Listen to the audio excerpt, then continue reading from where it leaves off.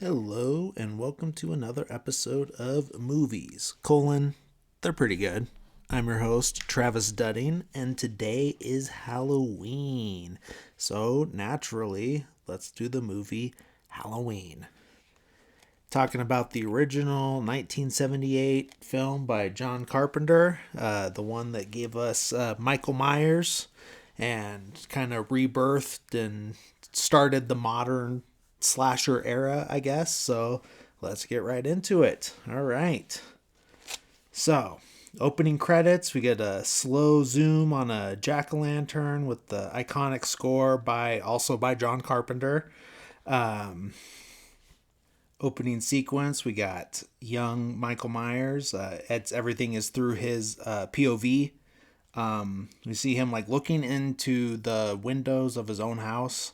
I'm guessing he was out trick or treating and came home early, probably because his sister has a boy over. We see him coming downstairs shortly after Michael has pulled a knife from the kitchen drawer. We see him watch this guy come down the stairs, putting a shirt on, saying like, hey, like I'll call you later, and he leaves. Michael puts on a mask, and we can see like the all we're seeing is through the eye holes of the mask, and we can hear him breathing in the mask. Then we see him go upstairs and go to his sister's room, and his sister's there brushing her hair, naked, sitting in her underwear. The normal thing you do with the door wide open at your house. And then she's like, Michael, and then he starts stabbing her with the knife. But the crazy thing is that he, since this is, like I said, shot through his POV, and we get a shot of him looking up at the knife that he's using to stab his sister. Like, we see him stabbing her, but then he like has to like turn and look up at the knife coming down at her. So I guess he knew that he was in a movie, so he needed to show the audience what was happening. But yeah, I don't know. That's just a wild, some wild logic there on that. But yeah, so yeah, kills his big sister.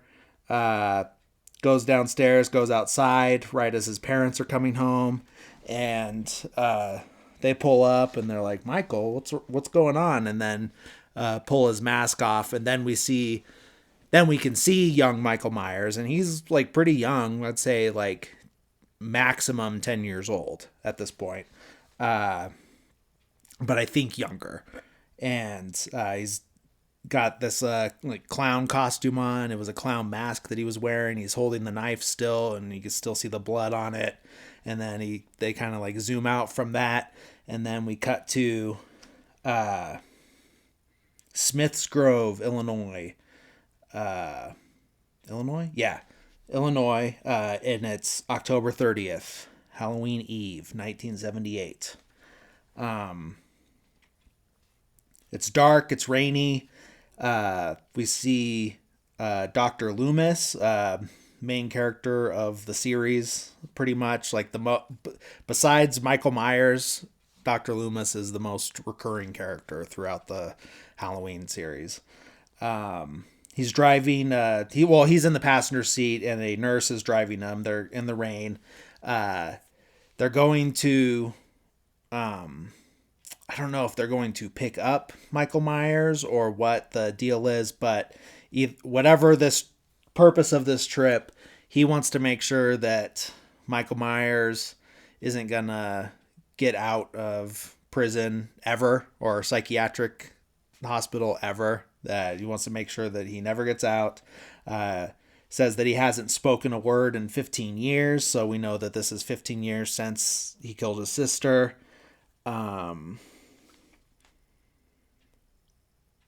They start getting closer to where the hospital is, and we see the patients have like gotten out, and they're just like wandering around in the field, and they're like, oh god, like what's going on? Like, here, get up close to the gate and everything. Loomis gets out, tries to like call at the gate, but then someone climbs on the car. It's Michael. We don't really see his face at this point. Climbs on top of the car. Tries to attack the nurse like through the window. Like breaks his hand through the window, but she luckily escapes. And then he gets down and gets in the car and drives away. Cut to the next day in Haddonfield, Illinois. Halloween Day, obviously. If yesterday was Halloween Eve, today is Halloween. We see Lori, our main character, played by main character of the movie. Like I said, Michael Myers is the main character of the franchise. Then we got Dr. Loomis, but Lori is our lead for this film. Played by Jamie Lee Curtis. We see her leaving for school. Then we see her dad. He's a realtor, tells her to drop off a key at the Myers house because he's going to be showing that house later. And we later hear that like nobody's lived there basically since the murder happened and whenever Michael's parents left. On her way to school, she runs into Tommy, a little boy that she's going to be babysitting that night. And then they're walking to school together. They get to the Myers house, and she's got to go put the key up there. And Tommy's like, why you got to do that? Like, that place is haunted. That's scary. You know, he's like freaked out about it. And as she's going to drop the key off under the mat, we see from the inside that Michael Myers is in the house watching her through the window. But because it's all like shaded, she can't see him or anything like that. But as they're walking away, we see Michael move out to the hedges, and then he's watching them walk away from the hedges. And we know it's him because, like, you know who Michael Myers is, so you could, like, see that he has, like, the white mask on, even though you don't fully see the mask yet. You can hear the breathing. It's the same breathing we were getting when he was a kid, murdering his sister. Now we cut to Dr. Loomis. He's at the hospital or facility, wherever he was supposed to pick up Michael from, and he escaped. And he's arguing with the owner of the facility, and he's saying, like, do you have any idea, like, who you let go? And he's like, well, maybe you should have warned us. And Loomis is like, I've been warning you, just nobody listens to me. And so obviously he's pretty frustrated and everything. Cut back to Lori in school. She's looking out the window and sees Michael Myers, and then does a double take, but then he's gone that time. I think this is the first time we see fully see the mask. I'm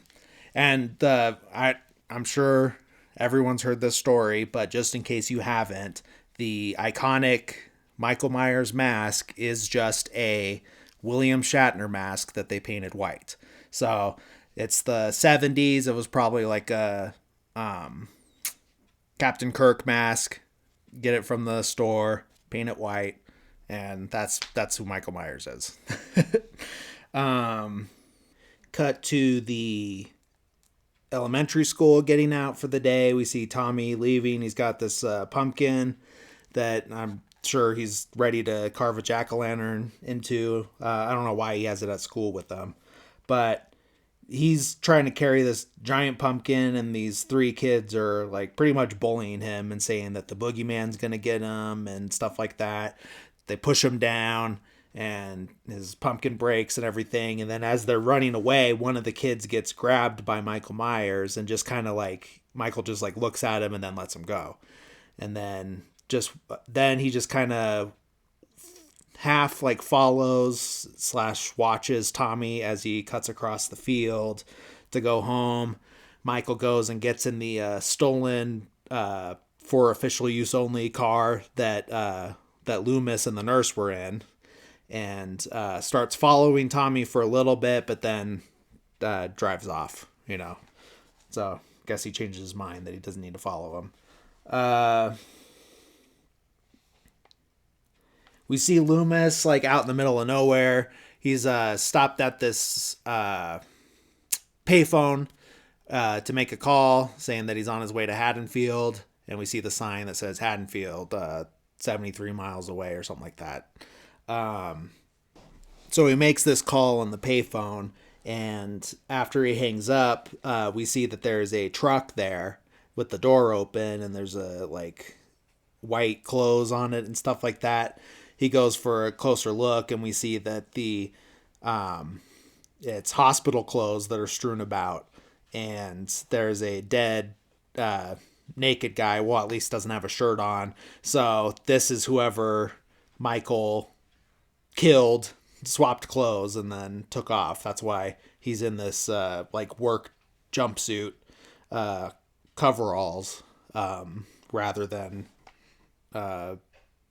hospital patient gown. Now we see Lori getting out of school. She's walking with her friend Linda, I think. She's starting out with Linda, but either way, we see Linda and Annie in this scene. We get to meet them. They're both hella annoying. That's just like, I'm sure just how the characters were written. Basically, there's like very few likable characters in this movie, but that's also the case with most 70s, 80s, 90s slasher movies, from what I've seen. Find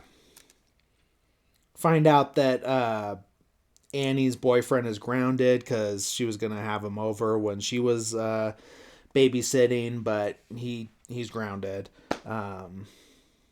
Lori realizes she forgot her one of her textbooks at school, and then Linda rambles on for like 5 minutes about how books don't matter, and she always forgets her books, and who needs books anyway, and on and on and on and on.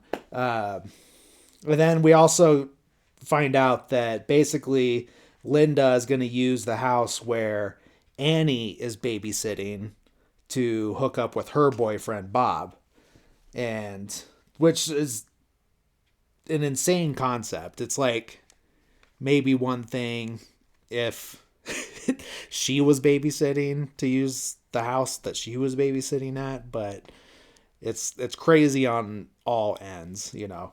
I'm not gonna go too far into it. The Action Boys podcast does a way better bit about that whole scenario that I could never live up to.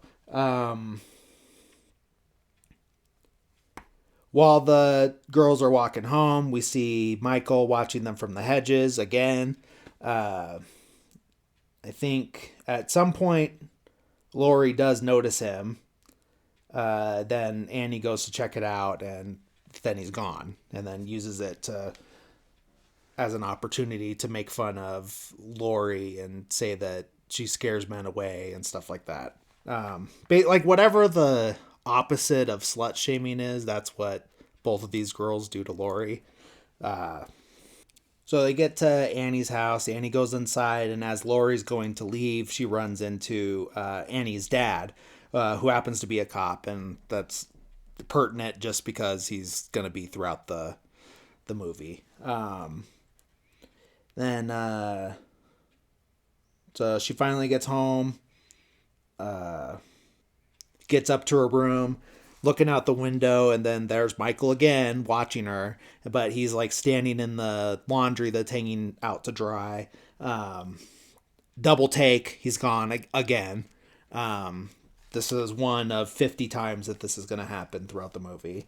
So she's all freaked out about that. Gets a phone call from, I think, I don't know. It's either Annie or Linda, but first it's just like silent for a while, and then Lori hangs up and then calls back, and then, or they call back, she answers, and sorry, I was eating. Like, well, why are you like making a phone call when your mouth's full? But in the next scene, she gets picked up by Annie. Oh yeah, so that's who called. It was Annie calling to say like, oh hey, I have my mom's car tonight, so I'll pick you up. And because the houses that they're both babysitting at are across the street from each other. We then cut to Dr. Loomis. He's at the Haddonfield Cemetery. He's there with the groundskeeper or owner or whatever, and they're looking for Judith Myers' headstone. That's the sister that Michael killed. And basically, once they get to it, the headstone is completely missing. So, and then Loomis isn't surprised at all. He's just like, oh, Michael did this, obviously. And then we see Annie and Lori driving around. Um, they're smoking a joint in the car, but then they have to put it away real quick because Annie's dad is. They see his cop car, and they got to pull over to say hi to him real quick. So they put it out and make sure that it doesn't smell. Probably do a terrible job because there's no way that they got the smell out. Pull up, talk to Annie's dad. He's there at the hardware store, which got robbed, and he thinks it's just a bunch of kids because all they took was Halloween masks, rope, and a knife or something like that. So, but we know that it's Michael Myers, obviously. So then they leave. We see that Michael is following them in that stolen government car,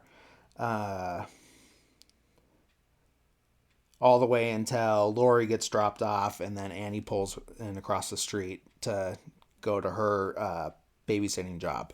She's babysitting a girl named Lindsay, about the same age as Tommy, that Lori's babysitting. We see Michael standing by a tree watching Annie go into the house. Cut to Loomis. He's at Michael Myers' house with the sheriff, Annie's dad, and they're just like looking around in there. Loomis is, just constantly talking about how evil Michael is and all these like cryptic one-liners about it and everything like that.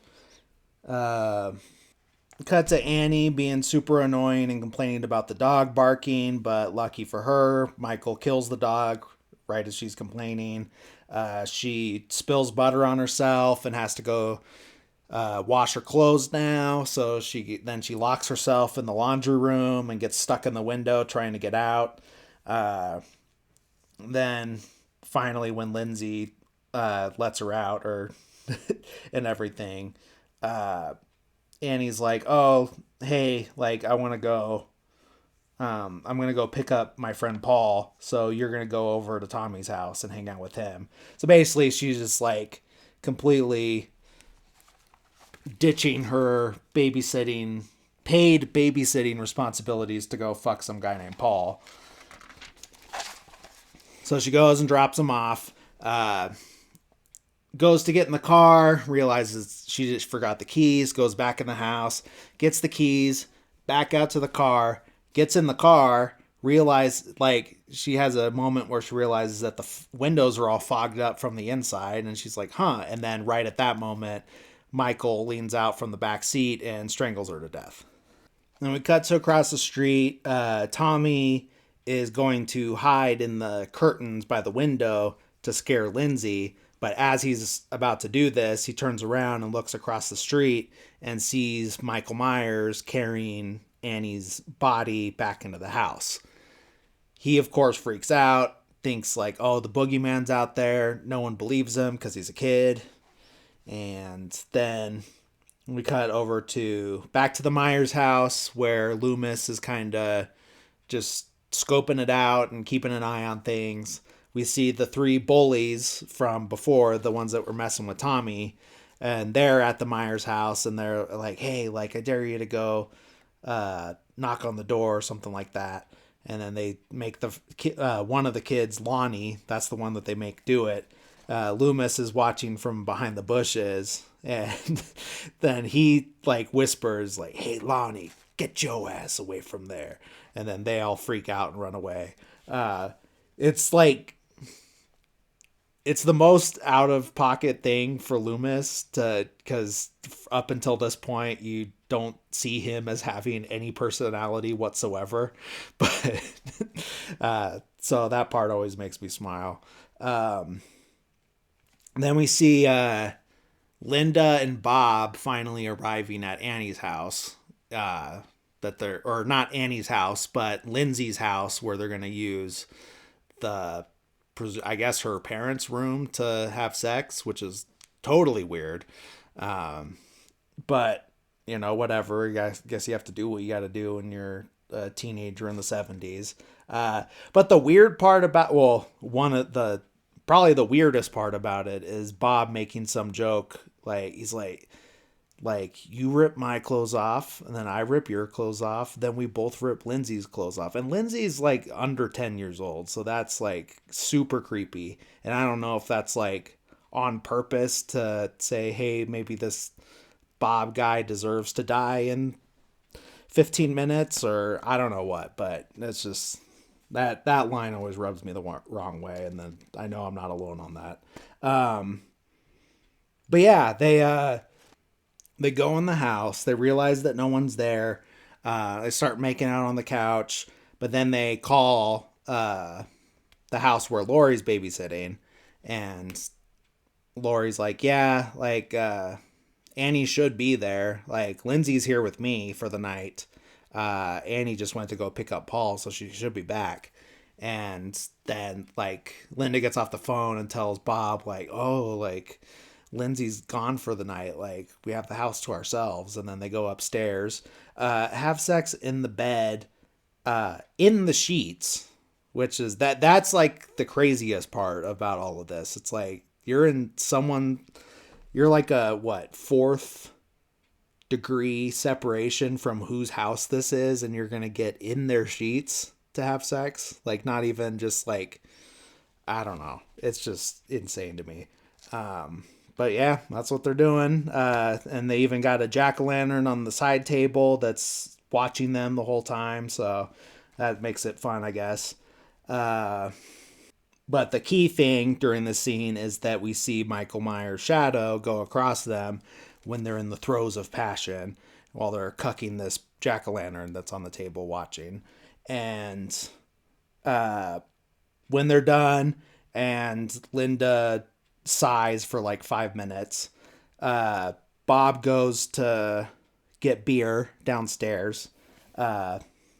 Obviously gets killed by Michael Myers. But the crazy thing is he basically picks him up by the throat, holds his feet like about a foot off the floor, and sticks a knife into him, so he's just hanging on the door. So pretty crazy. Cut back to Linda upstairs, and she thinks that it's Bob coming back, but dressed as a ghost with glasses over. So super. I love that shot. Like, I have a T-shirt with it too. And then she, like, she thinks it's Bob, so she's all flirting with him and trying to like seduce him, like, see, like, or like what you see, that type of thing. But it's Michael Myers, so he's not saying anything, just standing there. And she finally starts getting frustrated and gets out of bed and goes to call Lori to find out where Annie is. And it's right when Lori picks up the phone before Linda can say anything, Michael's choking her with the phone cord. Lori hangs up and calls back because she thinks that either she got dialed on accident or they're just messing with her or whatever. But once she calls back, obviously there's no answer because Linda's now dead. Cut to Loomis walking around the neighborhood, or going around the block. He sees the car that Michael stole from him, and so he's like, oh my god, like, goes and like makes sure that is the car.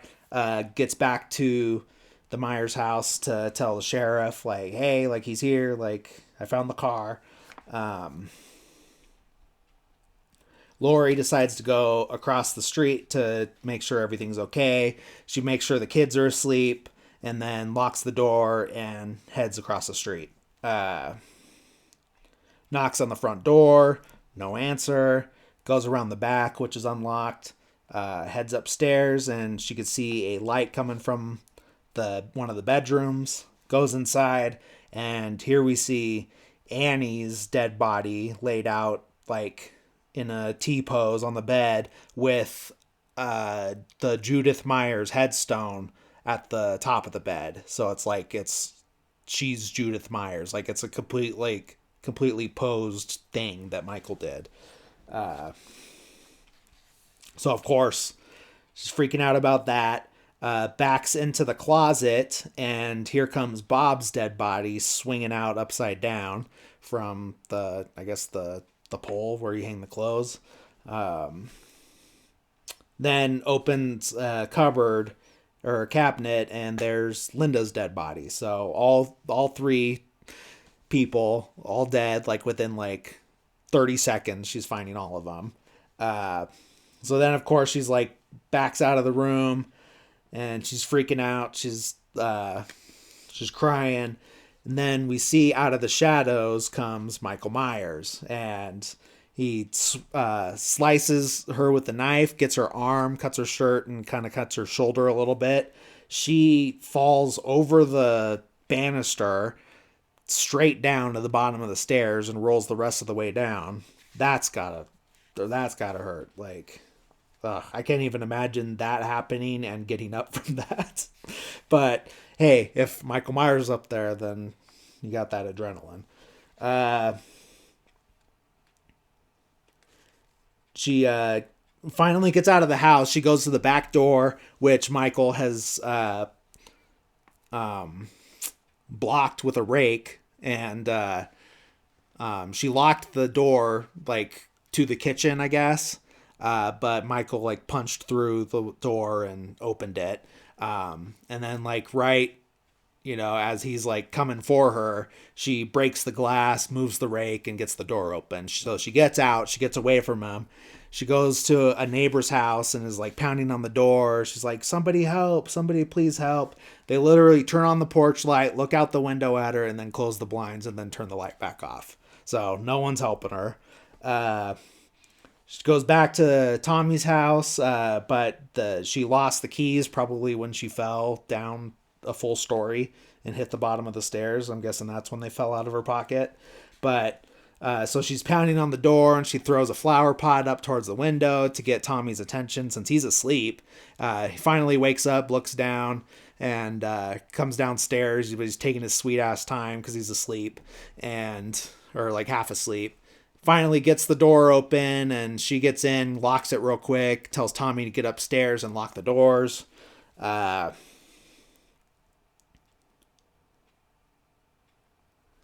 Goes to the phone, tries to call the police, but the line's been cut by Michael. Then she realizes that one of the windows to the living room is open, and she could hear Michael breathing, but she just can't see him yet. She grabs a knitting needle because she was like knitting while the kids were watching movies. And right when he goes to stab her and misses, she stabs him in the neck with the knitting needle.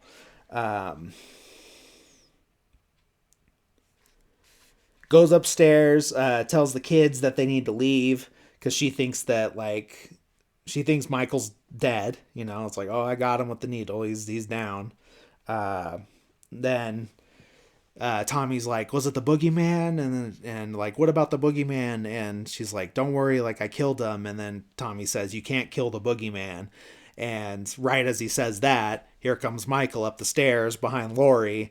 Kids scream. They run into the room and lock the door.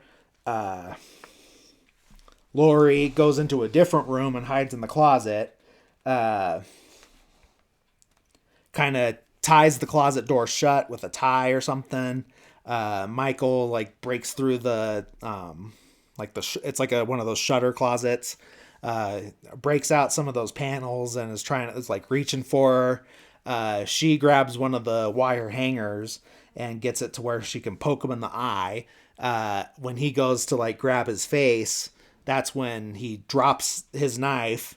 Lori grabs it and stabs him, and like Michael falls back to the floor, and once again Lori thinks that he's dead. So she gets out of the closet, drops the knife right next to Michael, goes and gets the kids, tells them, hey, like, go to this neighbor's house, like this specific neighbor's house. I think she says the Mackenzies. Tell them to call the police and send the police here to this house. As she's saying this, we see in the background Michael just do a complete sit up and go from 180 to 90 degrees with his body. The kids are running out of the house, screaming. Loomis, luckily, is nearby, sees this, and goes into the house. We see Michael grab Lori and start to choke her. And in the struggle, Lori gets away, but also pulls Michael's mask off, and this is when we see him without his mask. Like, we see adult Michael for the first time without a mask. As this is happening, Loomis gets upstairs, shoots Michael, but Michael, found it more important to put his mask back on than try to not get shot. So Loomis follows him into the room, shoots him again, and Michael falls backwards out the window of the second story and is like lying on the grass still. And then Loomis goes to check on Lori, make sure she's okay, and she's crying, and she's saying so like the boogeyman is real, and that Loomis is like, I actually think you might be right. Goes back to the window, looks down, Michael is gone. So this is when that famous John Carpenter score kicks back in, and we're getting like a short little montage of shots of all the locations set to the score, and Michael's breathing in the mask, and then that's it. That's the end of the movie. So yeah, that was Halloween. Like I said, an iconic and very important milestone for the slasher genre. Definitely the highlight of the series, I would say, is the first one. Which, is usually the case with most things, but there's a few exceptions. I think a couple of the Nightmare on Elm Street movies are a little better than the original. And Friday the 13th, I love the very first one, but you don't even get Hockey Mask Jason until the third movie, But yeah, I do enjoy this genre. It definitely is full of its tropes, a lot of which were started with this movie. But I love it a lot. It's a consistently good one. Just a great one. And then just obviously, like with these episodes coming out on Tuesdays, and Halloween's on a Tuesday, so I figured, hell, why not? Who knows when that's going to happen again? So figured this was the perfect movie to do for this week. So hope you guys enjoyed it. If you're listening to this in the morning and you're doing something for Halloween later, stay safe out there, whether you're trick-or-treating, you're taking kids trick-or-treating, you're going to a party, whatever it is you're doing, just do it safely, stay safe. Keep listening, like, subscribe, follow the Instagram at Movies They're Pretty Good, and see you next week. Thanks. Bye.